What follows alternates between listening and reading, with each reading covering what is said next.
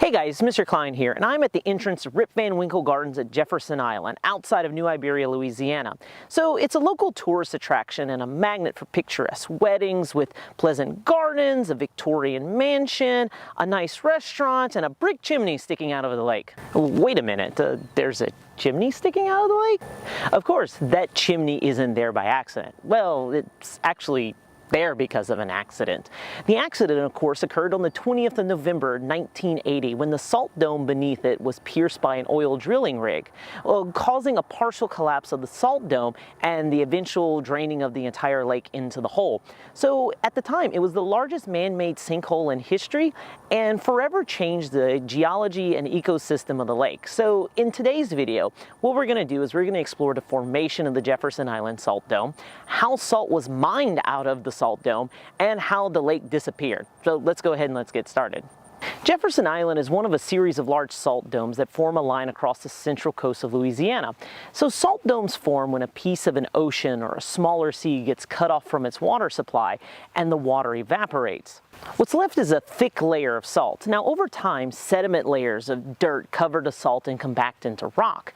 So once enough rock layers are pushing down on the salt, a funny thing happens. The crystalline structure of salt molecules prevents it from getting compacted as much as the rock around it. So what this means that its density is actually less than the surrounding rock. And if you know anything about pouring different liquids into a cup, you know that the least dense substance then rises to the top. The same thing occurs here. The salt slowly works its way through a weak spot in the rock layers and a salt dome is born. Salt domes exist all over the world, but here in South Louisiana, there's a massive formation of salt domes known as the Louisiana salt. This salt originated from the Jurassic period, and there's over 500 salt domes below the surface of the state, with 5 that have pierced the surface and created a visible dome. In a line from northwest to southeast, there's Jefferson Island, where I'm at here, Avery Island, that's where Tabasco sauce is made, Weeks Island, Cote Blanche Island, and Belle Isle, which is southwest of Morgan City in the Atchafalaya River Delta. So you might be confused if you hear me refer to this place as Jefferson Island and then look on the map only to see that it's no island. That's because the term island actually refers to the fact that the salt dome rises above the surrounding landscape, which is only a few feet above sea level like an island. Avery Island is the tallest of these salt domes with a high point of about 150 feet or about 50 meters above sea level. Jefferson Island here is about 75 feet or 23 meters above sea level. Also, all but Jefferson Island are actually surrounded by marsh, yet because of their elevation, they have trees and wildlife, much like the surrounding places in the inland. So in another way, it makes them another bit of an island. It's an island of the inland in the middle of a marsh. The salt dome that creates Jefferson Island is relatively circular in shape with a diameter of 2 miles.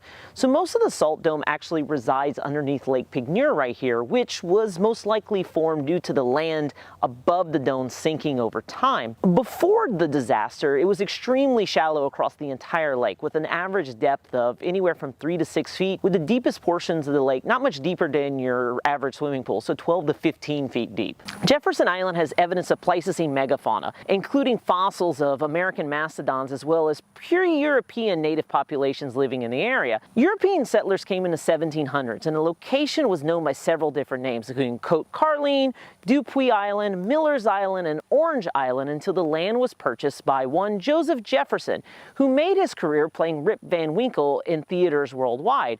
He built this giant Victorian mansion to serve as his hunting lodge, with plenty of famous people making their way over there, including former President Grover Cleveland, who apparently took plenty of naps underneath this tree. So during an attempt to drill a water well in 1895, salt was found approximately 334 feet or 101 meters below the surface, leading the owners to explore creating a salt mine like the ones already in operation at Avery Island and Weeks Island. So in 1919, the digging of the first mine shaft began and mining operations started in 1922. The first level of the mine was 800 feet below the surface, and the salt rock was drilled and blasted into small enough pieces to remove. The salt was loaded into rail cars with electric shovels and then brought to a central area where it was then crushed and then placed into bins. Containers with a capacity of 5 tons then brought the salt to the surface, where it was loaded into shallow draft barges and brought down Bayou Carlin that drained the lake and flows into the Gulf of Mexico, which actually right around here is actually where the barges were loaded. Within a decade, over 200,000 tons of salt was mined from Jefferson Island, and by 1940, the mine was deep into about 1,000 feet or 330 meters below the surface. The mine was sold to Diamond Crystal in 1957, and they opened up mining operations 1,300 feet below the surface. By 1980, a fourth level, 1,500 feet or nearly 500 meters below the surface, was being mined for salt, with plans actually in place to begin a new level 1,800 feet down. The levels were mined in alternating patterns in order to keep the mine structurally sound, with large rooms that ranged in size from 65 feet square with a 90-foot ceiling at 800 feet to 240-foot squares with a ceiling of 75 feet at the 1,500-foot level. So in designing the 1,500-foot mining area, geotechnical consultants noted that the western edge of the salt dome was showing instability due to the more narrow pillars at the higher mining levels, and they figured this out because there was surface subsidence or sinking in places at rates of up to 10 inches or 25 centimeters per year. Salt domes form in places of weaknesses in sedimentary rock layers, which means that the fringes of salt domes you have fractures where the layers break. This is the perfect place for oil and natural gas deposits to collect and form small reservoirs. Before explorations to develop a salt mine had even begun, Belle Isle, for instance, had oil operations in place since the early 1900s. At Lake Pigneur, Texaco had a lease to perform explorations to see if there was oil to be extracted, and they hired Wilson Brothers, who was an local oil company, to drill exploratory wells on the lease. So there were 2 drilling rigs set up here at Lake Pigneur. So one was along the lake's south shoreline and one that was in the lake known as P20. So P20 was set up on wooden pilings because the water in the area was far too shallow for a traditional offshore rig.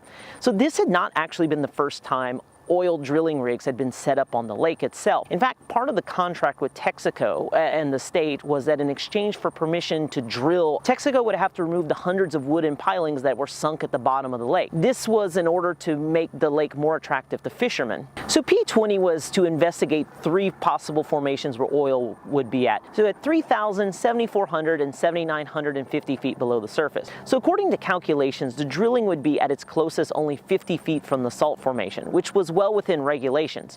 The reason being is that the drill pipe was only about 14 inches in diameter. So if engineers found it necessary to move the rig to another hole, they could only do so along a 150-foot line running east to west. The reason being that any movement of the rig from north to south could actually pose a threat to puncturing the salt dome. The rig crew actually had experience drilling close to salt domes in the past, and the Wilson foreman on the rig after the accident stated in the report that there was really no reason to believe that he would even hit salt at all, and even if it did, it would be highly abnormal, and at worst it would just be a small pocket of salt that had separated from the dome itself. P20 began drilling on November 18, 1980, and on 4:40 a.m. on November 20th, on a clear morning just like this, they had drilled approximately 1,250 feet below the surface when suddenly the drill became stuck. Efforts to remove the drill placed strains of over 200,000 pounds on the rig, which really confused the crew because this was nowhere near normal for a stuck drill. The driller on the rig stated that he heard popping sounds below the rig. The crew also noticed shortly afterward that the rig was beginning to tilt. Within an hour though, the rig was evacuated and supporting barges were released from the platform because it had dropped 2 to 3 feet in one corner. Texaco officials had finally arrived at Lake Pigneur, and within minutes they were stunned to see the rig overturn and begin sinking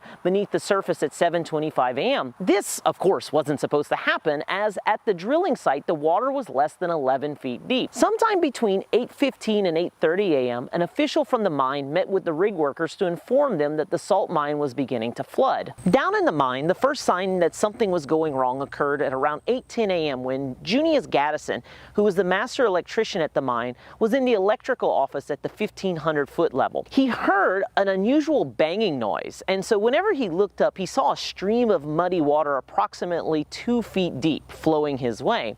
The banging that he heard was actually the result of diesel fuel tanks banging into each other as they bobbed along in the water. Gaddison quickly shouted a warning of a leak, and the mine began an emergency evacuation. Over the next hour, the 52 workers as well as 3 visitors from LSU who were taking a tour of the mine were evacuated in textbook fashion. So one of the most amazing parts of this entire ordeal was that there were no fatalities, which really is a testament to the professionalism of the miners down in the mine, as well as the oil field workers on the P-20 and nearby 35 rig. Once everyone was on the surface, Diamond Salt began the search for the cause of the flooding in the mine, and quickly surmised that the drilling rig must have had something to do with it. The precise location of P-20 was determined just as the drag line was slipping below the surface, and calculations from this indicated that the rig did indeed pierce the mine.